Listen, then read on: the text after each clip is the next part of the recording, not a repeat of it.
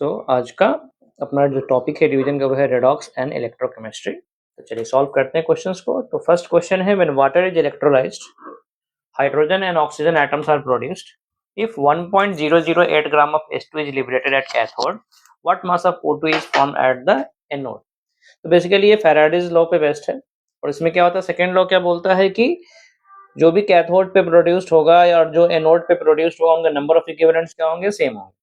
अब इस प्रोसेस में हाइड्रोजन वाटर से हाइड्रोजन बन रहा है, मतलब 2H प्लस 2 इलेक्ट्रॉन H2 बनेगा, मतलब इसका n फैक्टर 2 हो गया एंड 2OH माइनस से O2 बन रहा है और यहाँ पे 4 इलेक्ट्रॉन रिलीज होगा, मतलब इसका n फैक्टर 4 हो गया।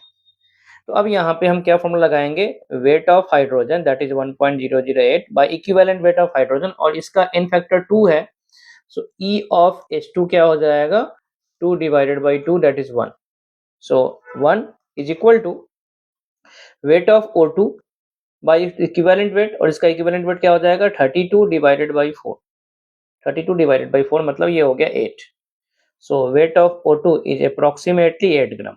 आंसर क्या हो जाएगा सी। इसमें बेसिकली आपको n फैक्टर निकालना था। Question number 2, which are the following reaction involve oxidation and reduction, मतलब जिसमें ऑक्सीडेशन स्टेट क्या होना चाहिए, चेंज होना चाहिए, वो यहाँ पे हो रहा है 0 0 से ये +1 और -1 हो गया, तो आंसर सी होगा। बाकी किसी में ऑक्सीडेशन स्टेट चेंज नहीं हो रहा है, आप चेक कर सकते हो। Magnesium react with acids producing hydrogen gas, मतलब H+, एसिड मतलब H+, और H+ को किस में प्रोड्यूस कर रहा है, ये हाइड्रोजन गैस में, मतलब यहाँ पे H+ का क्या होने वाला है, रिडक्शन होने वाला है। इन सच रिएक्शन Mg अंडरगोज, तो अगर H+ का रिडक्शन हो रहा है तो मैग्नीशियम का क्या होगा, ऑक्सीडेशन होगा। आंसर क्या हो जाएगा बी, बिकॉज रिडॉक्स रिएक्शन में ऑक्सीडेशन होगा तो रिडक्शन भी होगा। Which products are form by the electrolysis of an aqueous solution of AlCl3, तो AlCl3 एक्वस है, मतलब यहाँ पे Al3 प्लस है, H प्लस है, Cl माइनस है एंड OH माइनस है। इन दोनों में Cl माइनस पहले जाएगा और इन दोनों में H प्लस जाएगा based on standard reduction potential value. तो हाइड्रोजन गैस बनेगा और क्लोरीन गैस बनेगा, ये बनेगा और ये बनेगा, तो RnQ आंसर होना चाहिए। RnQ कौन है, आंसर सी हो गया। For in reaction H2O H plus carbon glowing CO plus H2, okay. अब देखो यहाँ पे कार्बन है 0 और यहाँ पे है +2, मतलब कार्बन का ऑक्सीडेशन हुआ, और हाइड्रोजन है +1 और यहाँ हाइड्रोजन है 0, मतलब इसका रिडक्शन हुआ। तो जिसका रिडक्शन होता है वो ऑक्सीडाइजिंग एजेंट होता है, जिसका ऑक्सीडेशन होता है वो रिड्यूसिंग एजेंट होता है।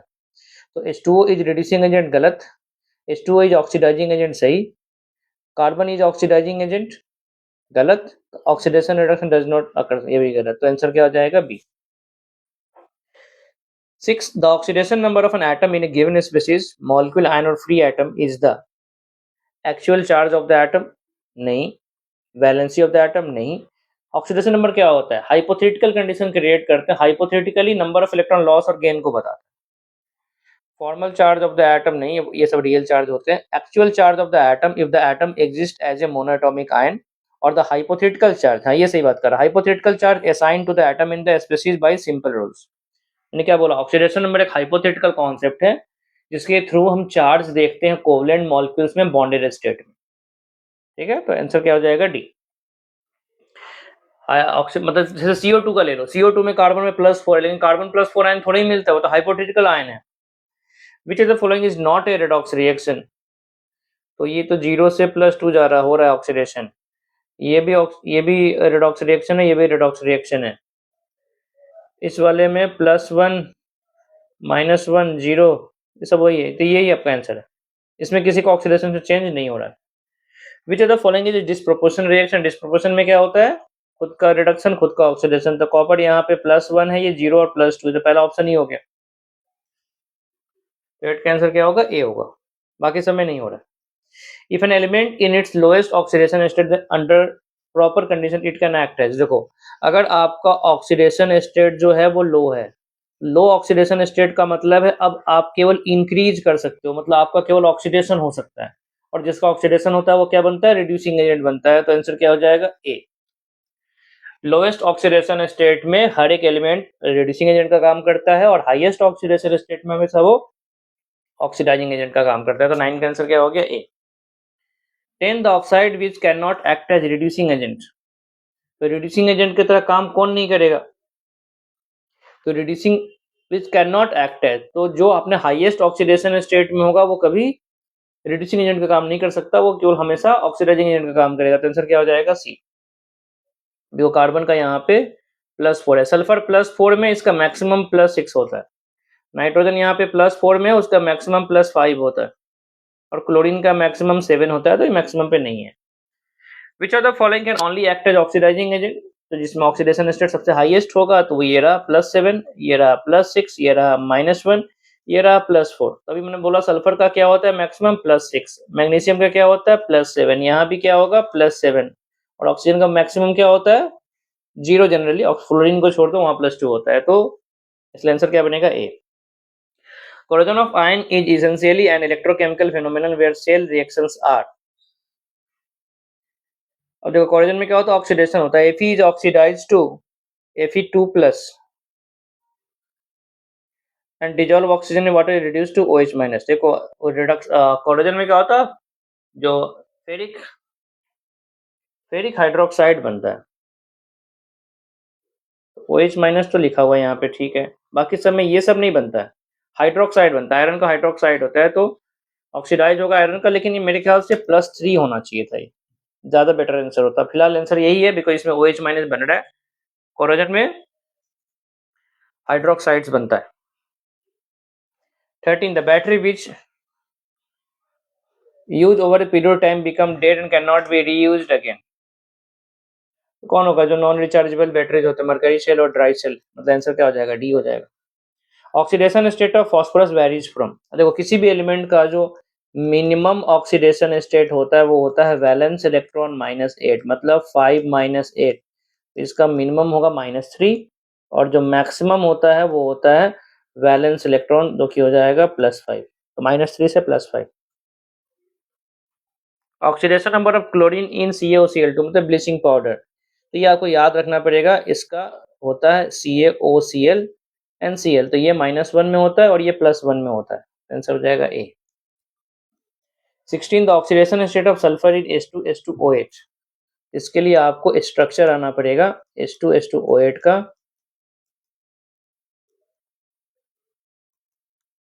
को मार्शल्स एसिड बोलते हैं, तो यहाँ पे दोनों ही सल्फर कहाँ पे है +6 में।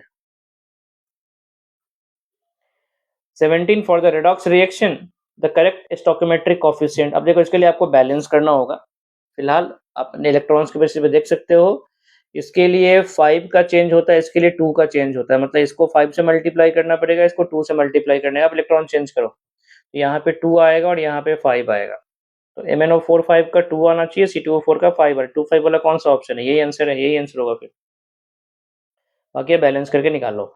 The value of X, Y and Z in the reactions are respectively, अब देखो ये तो आप हिट एंड ट्रायल मेथड से भी कर सकते हो, ऑप्शन से चेक कर लो, बैलेंसिंग मैं नहीं करना, तो बहुत टाइम लगेगा, ठीक है, आप इसमें हिट एंड ट्रायल से कर सकते हो। चलो मैं एक ऑप्शन चेक कर लेता हूँ, मान लो अगर यहाँ पे x का वैल्यू अगर 3 हो गया तो ये 6 हो जाएगा, तो फिर यहाँ पे ये कम मैच नहीं करेगा, इतना तो पता है 2x = 4 होना चाहिए, तो x का वैल्यू 2 होना चाहिए, ये फिट होता है, y यहाँ पे है, y यहाँ पे, तो y 4 होना चाहिए, आंसर बनेगा, आप हिट एंड ट्रायल मेथड से बना लो। The value of n in the following, इसमें तो केवल क्या है, वो चार्ज बैलेंस करने से हो जाएगा, इस पे कितना चार्ज है -2, इस पे कितना चार्ज है +14, ठीक है, और इधर में कितना चार्ज है +6, तो यहाँ पे ये सोचो -2 +14 एंड -n = +6, ऐसा आना चाहिए, इसका मतलब है यहाँ पे ये हो जाएगा 12, n का वैल्यू 6 हो जाएगा। If m represent molecular mass of Mn3O4 then what will be equivalent mass if it undergoes disproportion, ठीक है, तो इसमें क्या होता है Mn3O4, मतलब यहाँ पे है ये +8/3 और ये चेंज हो गया MnO4-, ठीक है, तो इसको 3 से मल्टीप्लाई कर देते हैं, ये हो गया +7, तो इसमें हो जाएगा 1 × 3 × मतलब ये हो गया +8, और यहाँ पे 3 × 1 × मतलब ये हो गया 21, मतलब यहाँ पे चेंज हो गया 21 माइनस 8 मतलब यहाँ पे 13 इलेक्ट्रॉन का चेंज हुआ, तो इसका यहाँ पे N1 हो गया 13। दूसरा पोर्शन है इसमें Mn3O4,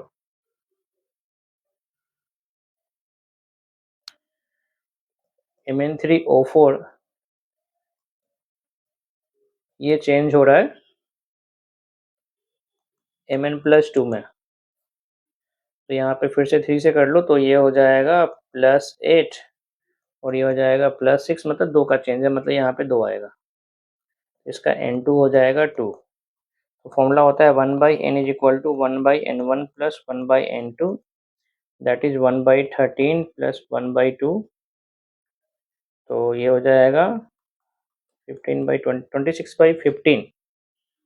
इसने इक्विवेलेंट वेट पूछा, तो इक्विवेलेंट वेट होता है मोलर मास बाई n, तो m n फैक्टर हो गया 26/15, दैट इज 15m/26, 20 का आंसर सी हो जाएगा।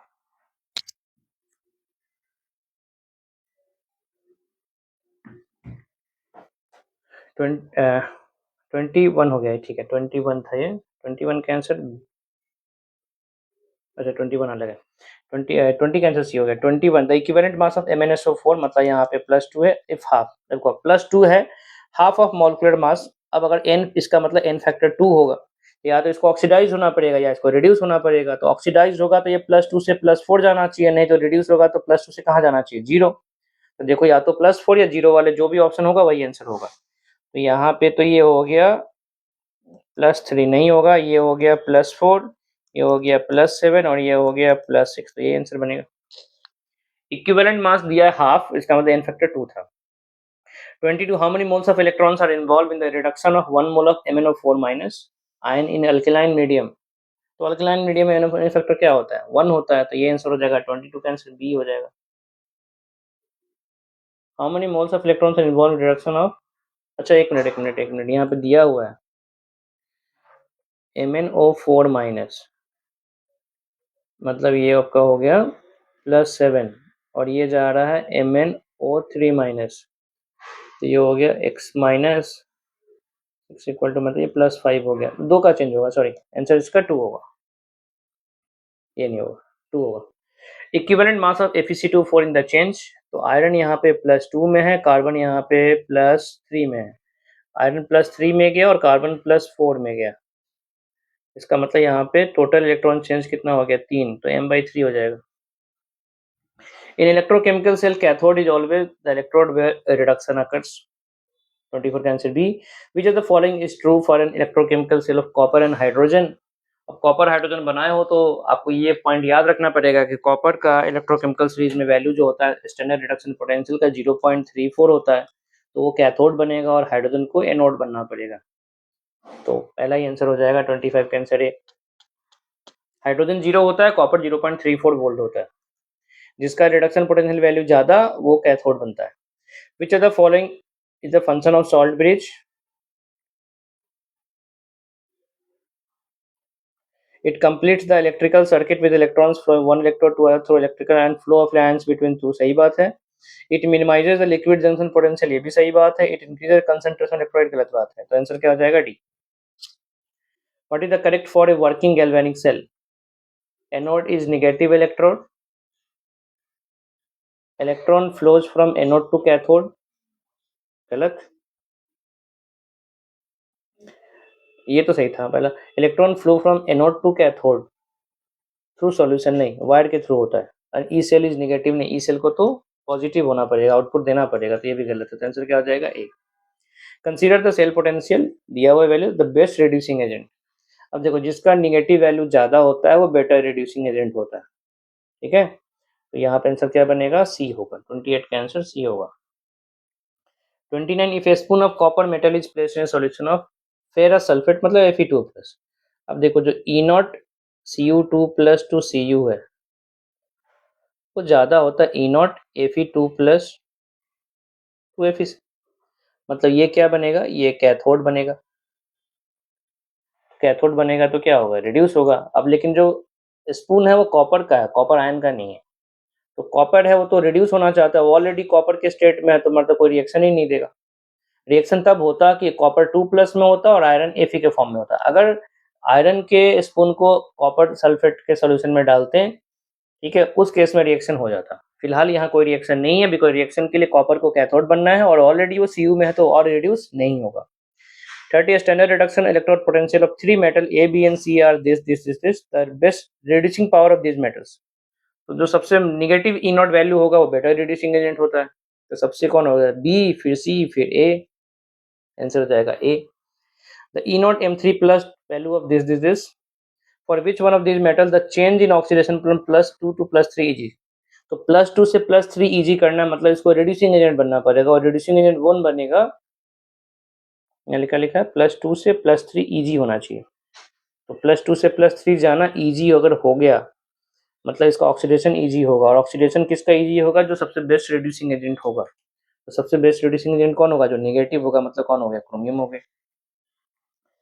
32 for Zn and E0 for Ag+ the correct statement is. अच्छा, हमको वैल्यू दिया हुआ है, फॉर जिंक का दिया हुआ है और ई सिल्वर का दिया हुआ है। एक प्लस है एक माइनस है, ठीक है। In the reaction zinc getting reduced, नहीं, रिड्यूस टू Ag+ होगा बिकॉज वो कैथोड बनेगा। Zinc undergoes reduction and Ag oxidize, गलत। Zinc undergoes oxidation, Ag+ reduce, सही बात है। जिसका E0 वैल्यू ज्यादा वो कैथोड और उसके कटायन का रिडक्शन होगा, ठीक है, और जिसका कम है उसका ऑक्सीडेशन होगा। Which set of relationship could apply to spontaneous electrochemical cell? तो इसमें क्या होना चाहिए? डेल्टा जी लेस देन 0 होना चाहिए, लेकिन सब में नॉट लगा हुआ, नॉट नहीं होना चाहिए था यहाँ पे। सब में डेल्टा ई ना इसमें आना चाहिए था। नॉट हटा दो सबका, नॉट नहीं रहेगा किसी में भी, ठीक है, ये नॉट नहीं रहेगा। तो ई सेल लेस देन 0।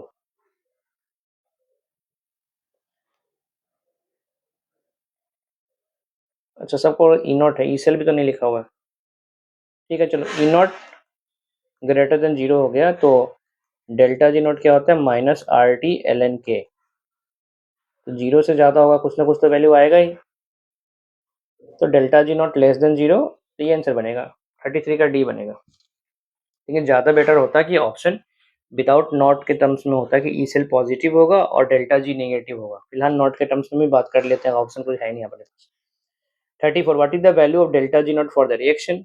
अब यहाँ पे आपको क्या करना है? तो डेल्टा जी नॉट निकालना है। तो delta G naught equal to क्या फॉर्मूला होता है? -NF E0। यहाँ देख के लग रहा है कि यहाँ पे n का वैल्यू 6 होगा, बिकॉज ये 0 से +3 जा रहा है और ये +2 से, तो यहाँ पे इलेक्ट्रॉन का चेंज 6 का है और यहाँ पे भी इलेक्ट्रॉन 6 का है। तो -6 इंटू 96,500 इंटू E0, E0 है 2.02। तो ये आएगा आपका कुछ 1169 समथिंग आता है, तो यही ऑप्शन बनता है। Which of the following is correct? E cell and delta G are both extensive property. The E cell and correct पूछा है। E cell and delta G of cell reactions both are extensive property. E cell and delta G of both are intensive property. देखो delta G को concentration से फर्क, delta G is equal to -NF। n को तो फर्क नहीं पड़ता है अमाउंट से।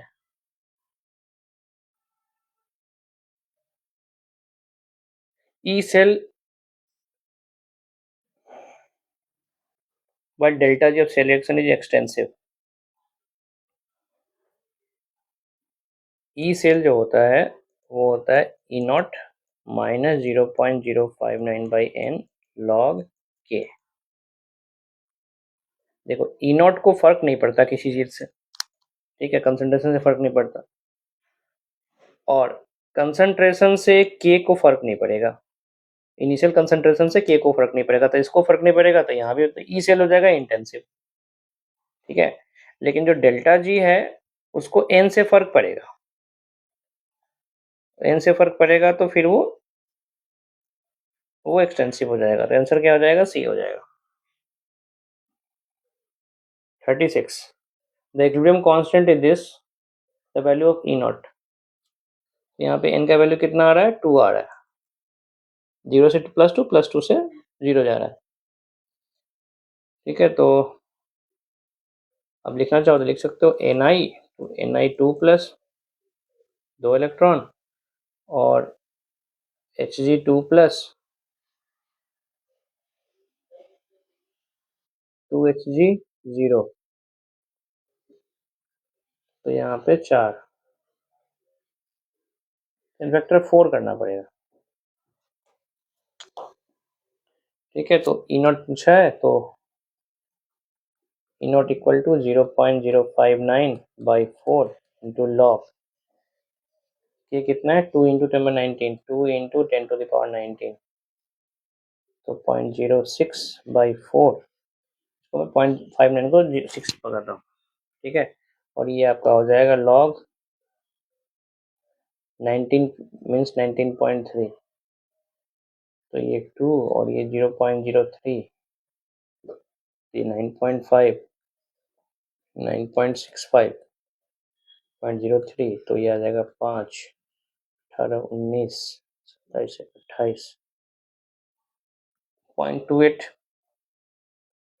ऐसा आना चाहिए था। मेरे ख्याल से ये +1 होता, अगर +1 होगा तब जाके n फैक्टर 2 होता। अगर ये 2 होता तो फिर इसका डबल हो जाता, पॉइंट ये आंसर बनता। सॉरी, ये वाला नहीं, ये वाला, ये +1 होगा, नहीं तो फिर ऑप्शन नहीं मिलेगा। ठीक है, तो इसका वैल्यू Hg2+ होना चाहिए था।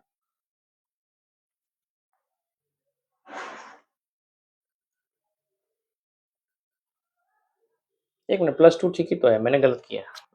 ये Hg2+ है, मतलब यहाँ पे 2 इलेक्ट्रॉन ही आएगा, ये 2 आएगा, तो फिर इसको डबल कर लो, 0.57 आएगा। ठीक है, देखो 2 सिल्वर पे 2 है ना, एक सिल्वर पे कितना हुआ, +1 ही हुआ ना, 2 इलेक्ट्रॉन ही करना पड़ेगा। सही है। The overall reaction taking place in निकल कैडमियम रिएक्शन, अब ये तो रट्टा वाला है यार, देखो जो भी इसका आंसर आता है वो लिखो, ये आपको रट्टा मारना पड़ेगा। 38 E0 MnO4-। अब इसको बनाने के लिए क्या करना है आपको पहले वाले इक्वेशन को ऐड करना है, दूसरे वाले इक्वेशन को ऐड करना है, ऐड ही करना पड़ेगा ना, MnO4 - 2 MnO2, एक मिनट उल्टा करना पड़ेगा, इसको तो प्रोडक्ट चाहिए। ठीक है, तो इसको 1 और इसको 2 मान ले तो ऐसा हो जाएगा, और ओवरऑल कितना चेंज हो गया, +7 से +4 मतलब 3, तो -3F E0 इक्वल टू, इसमें चेंज हुआ है 5, -5 इंटू 1.51F, और इसमें ये रिएक्शन उल्टा हुआ है तो E0 का साइन उल्टा हो जाएगा, तो माइनस, तो प्लस, माइनस हो गया तो माइनस में से ये प्लस हो जाएगा, तो लिख लेते हैं माइनस कितना हो गया 2F -1.23। इसको सॉल्व करोगे तो कुछ आपको आंसर, इसको सॉल्व कर लो तो F तो कैंसिल ही हो गया, तो E0 इज इक्वल टू, ये हो गया 1.5, 7.55 और प्लस, और ये हो गया 2.46 डिवाइडेड बाई 3, अराउंड 5 जैसा आ रहा है, तो 1.7 जैसा आएगा, 38 का आंसर ये आ जाएगा। For the cell delta G negative मतलब सेल मेरा स्पॉन्टेनियस है। अब देखो दोनों में ही सेम इलेक्ट्रोड है, इसको बोलते हैं कंसंट्रेशन सेल, और कंसंट्रेशन सेल तभी स्पॉन्टेनियस होता है जब कैथोड का कंसंट्रेशन एनोड के कंसंट्रेशन से ज़्यादा होगा, मतलब C2 ग्रेटर देन C1 होगा। For the redox reaction E cell is this, E cell for reaction निकालना, तो ई सेल निकालना है तो E equal to 1.1 minus 0.06/2 log 1 divided by 0.1, 1.1 minus 0.03 हो गया 10 तो 1, तो 1.07 ऐसा कुछ आएगा, 40 का आंसर सी हो जाएगा। The ionization constant of a weak electrolyte is this, while the equivalent conductance of this is this. The equivalent conductance at infinite dilution. अब देखो आयोनाइजेशन कांस्टेंट दिया गया मतलब Ka दिया गया, मतलब आपको C अल्फा स्क्वायर दिया गया, तो आपको यहाँ से निकालना है अल्फा। तो alpha is equal to 25 into 10⁻⁻6 and concentration is 0.01 square root. तो ये आ जाएगा 5 इंटू 10⁻²। अब इसने पूछा इक्विवेलेंट कंडक्टेंस एट इन्फिनाइट। तो अल्फा का फॉर्मूला होता है delta M C by delta M infinite. Delta M C कितना दिया हुआ 19.6, इन्फिनाइट निकालना ही हमें, और अल्फा हो गया 0.05। इसको सॉल्व कर लो, आपका आंसर आ जाएगा 392। ऐसा आंसर आता है सर, आंसर 392 आएगा। The limiting molar conductivity of this हमें निकालना है AgCl का। तो Ag कहाँ है, यहाँ पे, और Cl का है यहाँ पे। तो इसको और इसको ऐड करो और इसको सब्ट्रैक्ट करो। 133 और 149 को ऐड करो तो आपको आंसर मिल जाएगा ये 138.3 आ जाएगा। मतलब AgNO3 plus KCl minus KNO3। आपको Ag प्लस यहाँ से मिलेगा और Cl माइनस यहाँ से मिलेगा, काम आपका हो जाएगा। 43 the correct order of equivalent conductance in infinite dilution of this and this. अब देखो, अगर आप कंडक्टेंस कंपेयर कर रहे हो तो जो जितना छोटा आयंस होता है एक्वस सॉल्यूशन में उतना बड़ा बन जाता है। तो यहाँ पे हम आयनिक मोबिलिटी देखते हैं। जो आयनिक मोबिलिटी होगा तो K प्लस एक्वस का ज़्यादा होता है Na प्लस एक्वस से, और उसका ज़्यादा होता है Li प्लस एक्वस से। और जिसका मोबिलिटी ज़्यादा उसी का कंडक्टेंस ज़्यादा होता है। तो सबसे पहले KCl आएगा, फिर NaCl, फिर NaCl। तो ये आंसर बनेगा। The conductivity of 0.2 molar solution of this calculates is molar conductivity. तो बेसिकली आपको यहाँ पे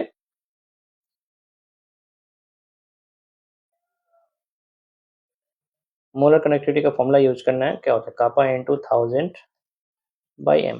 कंसेंट्रेशन दिया हुआ है, कापा दिया हुआ है, तो 0.0248। मैं बहुत दिन बाद सॉल्व कर रहा हूँ, फॉर्मूला शायद सही लिखा है मैंने। Into 1000 divided by M, that is 0.2। ये हो जाएगा 24.8 बाई 0.2, दैट इज 248। मतलब हो जाएगा 124। 44 का आंसर ये आ गया। A current of 9.95 ampere flowing from 10-minute deposit 3 gram of metal, equivalent weight ठीक है, तो 3 divided by equivalent weight is equal to 9.95 I into T into 30 minutes, मतलब 60 से मल्टीप्लाई करो, डिवाइडेड बाई 96,500, तो 9.95, तो E is equal to 965, E is equal to 965 into 3 divided by 9.95 into 6, ये हो गया 2, और ये अप्रॉक्सीमेटली 10, तो 50 के आसपास वाला आंसर होना चाहिए। 50 के आसपास आंसर कौन हो जाएगा, डी हो जाएगा। तो ये था आज का सॉल्यूशन, बाकी मिलते हैं नेक्स्ट वीडियो में। All the best, thank you.